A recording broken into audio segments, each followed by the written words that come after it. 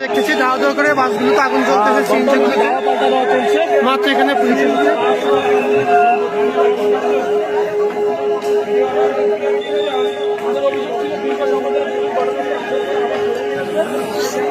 Police মাত্র ঘটনাস্থলে এসে করতে হয়েছে।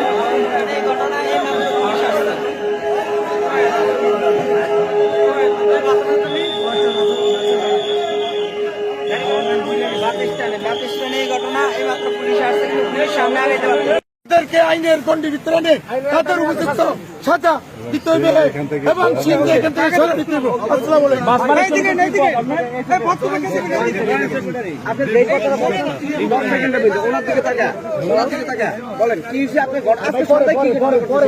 আজকে সন্ধ্যা হয়েছে।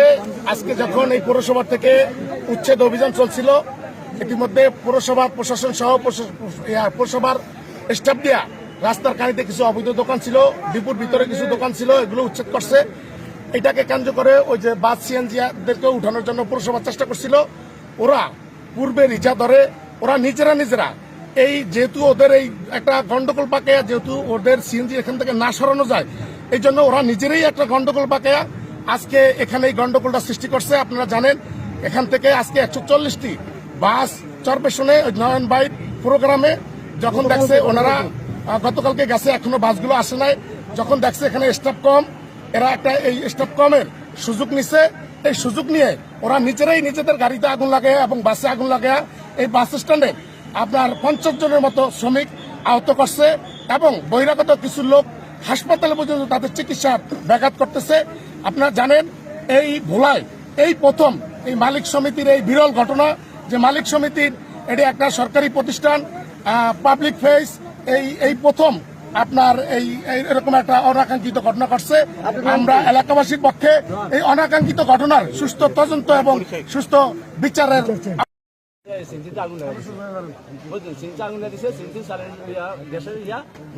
আমাদের মানে 5-6টা সিনসি সব উঠে গেছি বাসটিয়া পরে হেরাই সতন আছে, এই সতন মারার পরে আমার দিকে।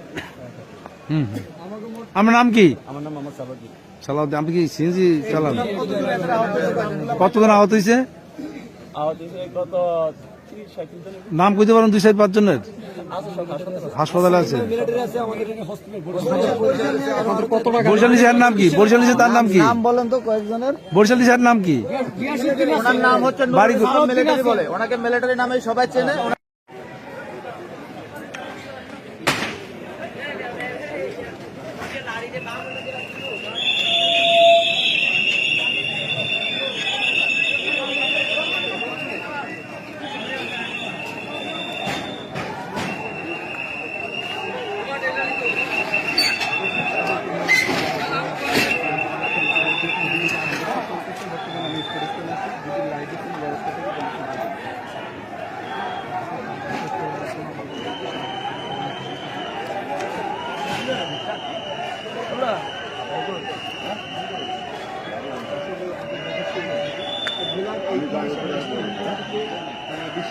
বিশিষ্ট থেকে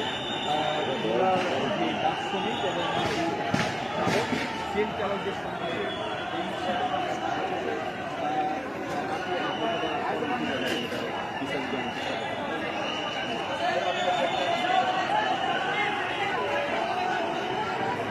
সংখ্যা মোটামুটি যৌথ বাহিনী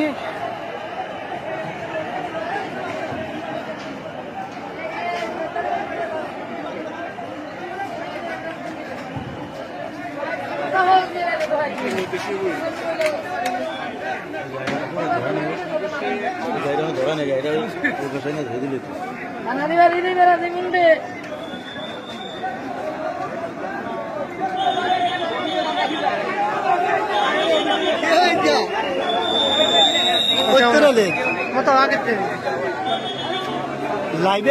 লাইভে দিয়ে দিবেন নাকি?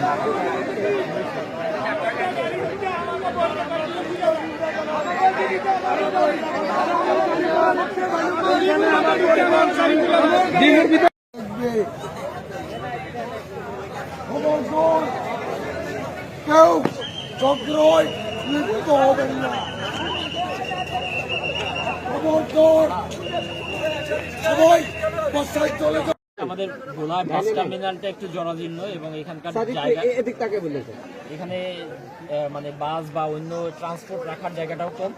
তো তারই প্রেক্ষাপটে আজকে সন্ধ্যার পরপর এখানকার যে সিএনজি বা অটোরিকশা যারা চালায় তাদের সাথে বাস মালিক সমিতির বা এখানে যে শ্রমিক আছে তাদের একটা ভুল বোঝাবুঝির প্রেক্ষাপটে তাদের মধ্যে একটু প্রথমে কথা কাটাকাটি হয়। তার প্রেক্ষাপটে কারো মাধ্যমে ভুলভাবে একজন আরেকজন আহত হয়েছে। এই ধরনের ঘটনা নিউজ ছড়ানোর পরে তারা একজন আরেকজনের উপর চড়াও হয়। পরবর্তীতে স্থানীয় লোকজন এবং পুলিশ, নেভি, কোস্টগার্ড সবাই এসে ওনাদের সাথে বার্গেনিং করার চেষ্টা করে, কথা বলার চেষ্টা করে। ওনারাও নিজেরা আস্তে আস্তে সরে যাচ্ছে। এখন মোটামুটি এই আইনশৃঙ্খলা রক্ষাকারী বাহিনী সম্পূর্ণ নিয়ন্ত্রণে আছে। আশা করি এই সমস্যাটা কেটে যাবে এবং একই সাথে পরিস্থিতি আরো উন্নত হবে খুব দ্রুত। এই ঘটনায় কি ধরনের ক্ষতি হয়েছে, কি কি? এটা এখন আমরা মেজার করতে পারি নাই। আসলে বাস মালিক সমিতির কাছ থেকে আরো শুনতে হবে ওনাদের কি কি ক্ষতি হয়েছে বা সিএনজি যারা চালায় তাদেরও কি ক্ষতি হয়েছে। এটা একটু সময় লাগবে, এটা মেজার করতে সময় লাগবে। এই ঘটনায় কতজন আহত আছে এখন এটা আমরা এক্স্যাক্টলি বলতে পারবো না, একটু সময় লাগবে পুরো হিসাবটা।